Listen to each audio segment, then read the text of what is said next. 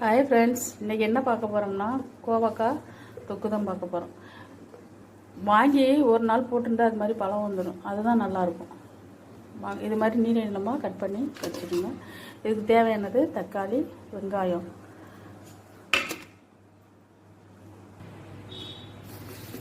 இப்போ கொஞ்சம் கடுகு போட்டுக்கலாம், கருவேப்பிலை போட்டுக்கலாம், தக்காளி வெங்காயம் போட்டுக்கலாம்.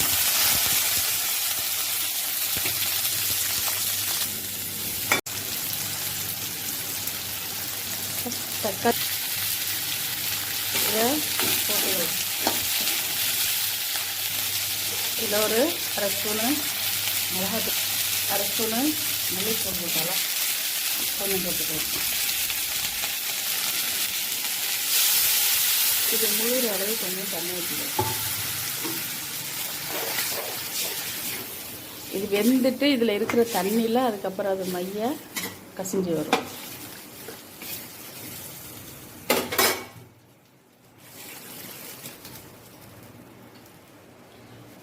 தேவையான உப்பு போட்டுக்கலாம். கொதிச்சுட்டு இது கொஞ்சம் வேகட்டும். இது எண்ணெயில் வதக்குனா இதோட சத்தெல்லாம் போயிடும். சுகர் உள்ளவங்களுக்குலாம் இதான் நல்லாயிருக்கும். அதனால தான் இப்படி தண்ணியில் போட்டு தொக்கு மாதிரி செய்கிறது. திருக்குறள்: விண்ணின்று பொய்ப்பின் விழிநீர் வியனுலகத்து உள்நின்று உடற்றும் பசி. பொருள் பெய்ய வேண்டிய காலத்தில் பெய்யாமல் மழை பெய்து விடுமானால் கடல் சூழ்ந்த இந்த பரந்த உலகத்தில் பசி தொடர்ந்து உயிர்கள் எல்லாம் வருக்கும். இதான் பொருள். வாங்க, இது கோவக்காய் சூப்பராக ரெடி ஆயிடுச்சு ஃப்ரெண்ட்ஸ்.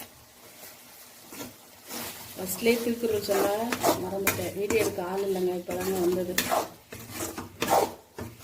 அதனால் கொஞ்சிக்காதீங்க, கடைசியில் சொன்னீங்க.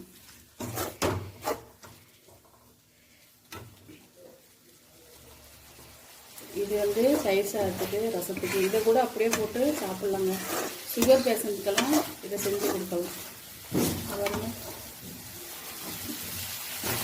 அவ்வளோதான் ஃப்ரெண்ட்ஸ். பிடிச்சிருந்தா லைக் பண்ணுங்கள், ஷேர் பண்ணுங்கள், கமெண்ட் பண்ணுங்கள், முக்கியமாக சப்ஸ்கிரைப் பண்ணுங்கள்.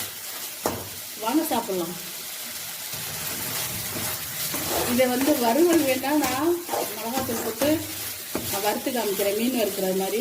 இது இப்போ இது கிரேவி, கோவக்காய் கிரேவி.